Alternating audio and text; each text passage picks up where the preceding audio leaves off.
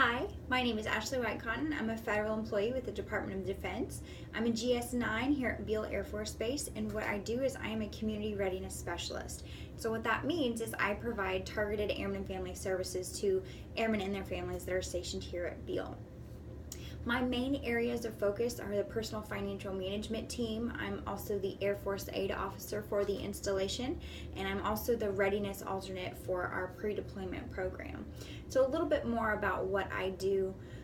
Really what the main area of focus is the financial side of it, and so I work with airmen and their families to ensure that they are making the best possible decisions financially for themselves. So whether that's building a basic budget or going through investing or looking at TSP or the new blended retirement system, really it's just educating people so that they can make the best decisions moving forward for themselves. As far as being the Air Force aid officer, what I do with that is I oversee the program base-wide, but I also make sure that we are abiding by the regulations that are set forth by Air Force Aid headquarters. And lastly, as the readiness program alternate, I am the backup for the pre-deployment program. And so we work with every airman that comes out of Beale Air Force Base that is deploying. We work specifically with them to make sure that they have the support and stability that they need before they leave so that they can take care of the mission and ensure that that support is still in place for their families. As far as answering the question, I had the leading change question. And so one of the biggest things that we've had here recently in our center was that there was this really big push for cross-training. And so as a GS9, we are expected to be generalists in our area, so that we are supposed to be at least 80% trained in every area Air Force Airman Family Readiness Center.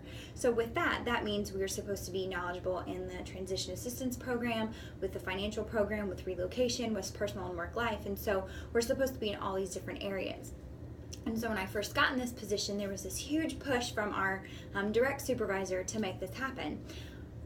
But there was so much pushback that it didn't happen. And so for a year and a half, there was all this talk about cross-train, cross-train, cross-train, but there was no end goal, there was no stability to the program, there was no structure, there was no guideline, and then there was also no buy-in from the leadership that was still trying to implement it.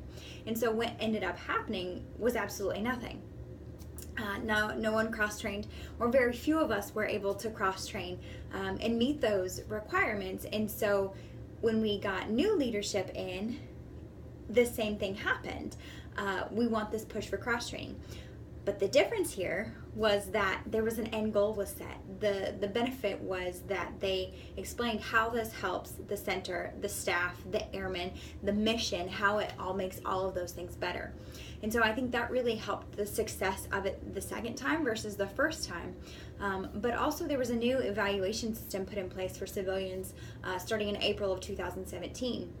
And so those guidelines of you need to be 80% cross-trained, those were able to be implemented into our evaluation system. And so now there's an actual tracking of what are you trained on, what are you not trained on, versus just being, oh, I'm trained or I'm not trained. There's actually a system that tracks it now. And so there's been a more success. It's been very slow, but it's been progress. And so now about 50% of the staff is cross-trained versus like 6%. There was a huge difference in leadership styles when it came to Supervisor 1 versus Supervisor 2. Supervisor 1 kind of had the laissez-faire, standoffish, very passive-aggressive in that it's not gonna be talked about. And so there were staff members that had all this pushback and all these issues, but there was never any not necessarily confrontation, but not any communication about why it's important or why we needed to do that. And so now our new supervisor is very much into transformational leadership, which I find to be fantastic in this case because she works individually with each of us and goes through and looks at not only our training plan, but also what are our goals for ourselves as an employee, but also what kind of mission do we have for ourselves. And I think that's been a very important part for it. There's been feedback, there's been support, and there's been goal setting for each of us that we have to meet that 80%, but it's been structured into time frames, and so they made it to where it's a very accomplishable goal.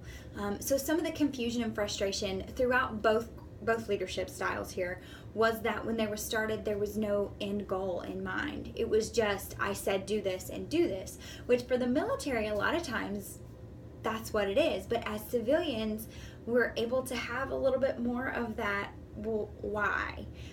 And so that's something that caused a lot of frustration for the staff, because there was no direction with it.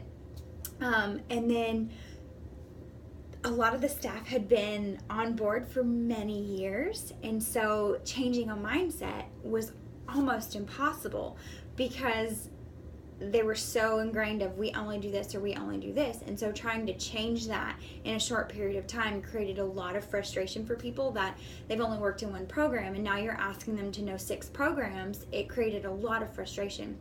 But the benefit of setting it up in this staggered kind of training is that it's easing them into that. So people that are on a faster pace can get their stuff done, but people that are maybe taking a little bit slower steps can also reach their goal.